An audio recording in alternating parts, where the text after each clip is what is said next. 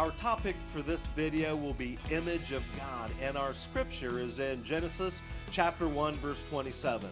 And here's what it says. So God created mankind in his own image. In the image of God, he created them, male and female, he created them.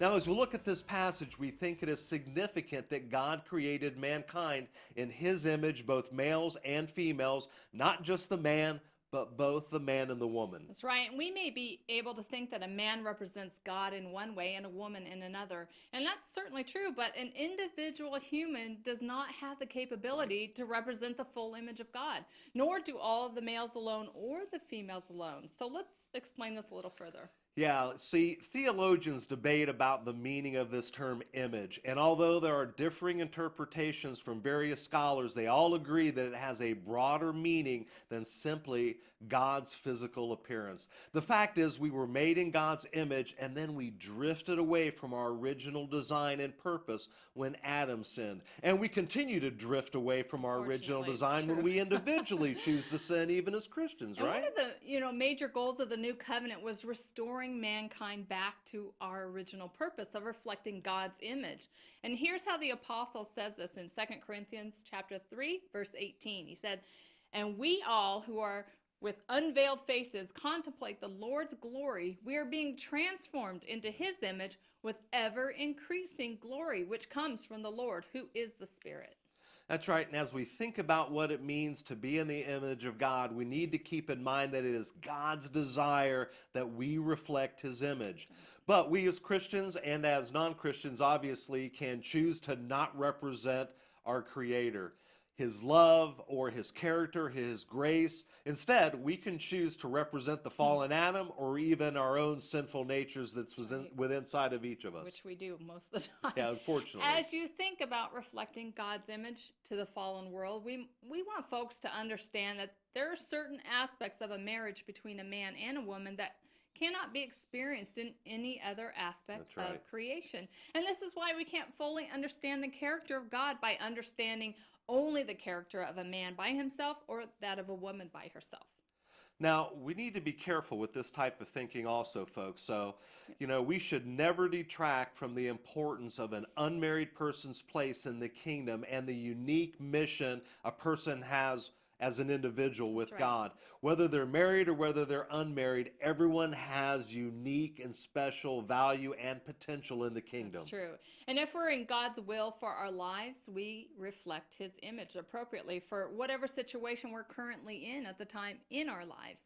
But also there are certain things you can only experience through a marriage covenant. And it's only by the marriage covenant between a man and woman that we can understand certain characteristics of our Creator. That's right. Now, for example, when a couple has a child, this is an opportune time to experience the creative nature of God that cannot be seen at any other time in creation. Now, if a couple cannot have children, they can actually reflect the adoptive nature of God because he actually adopted us as sons and daughters into the kingdom. And here's where it says that in Ephesians chapter 1, verse 5. He predestined us for adoption to sonship through Jesus Christ. You see, God has an adoptive characteristic and nature. You see, now in Jesus' teachings on marriage, he explained both were created in the beginning and both were in God's image and they will be one. And they should not divorce except for marital unfaithfulness. So they need to stay together by God's design, right? And, it disturbed Jesus's followers, that they thought this was too tough to follow. And they stated that people should not even get married at all. And here's how it reads in Matthew 19, chapter 9 through 12.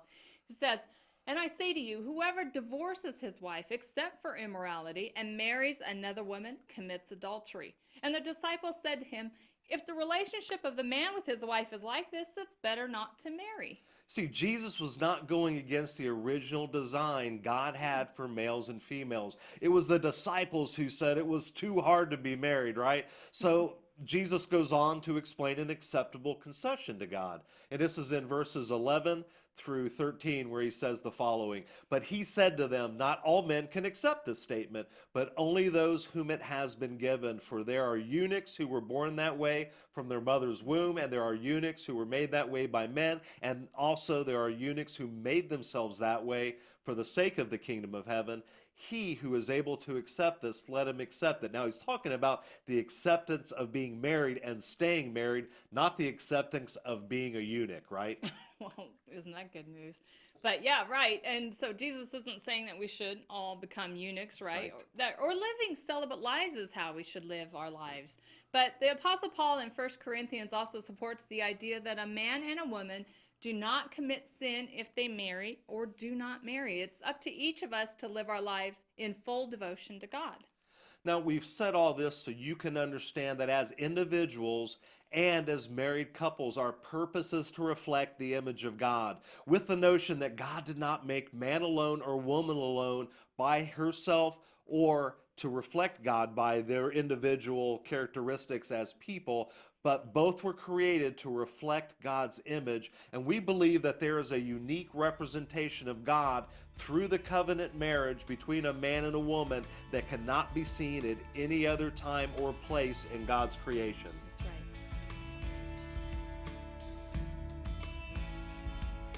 Thank you for joining Les and Tracy King for A Word on the Word. Visit awordontheword.tv to receive their latest audio or video broadcast. A Word on the Word is sponsored by First Century Ministry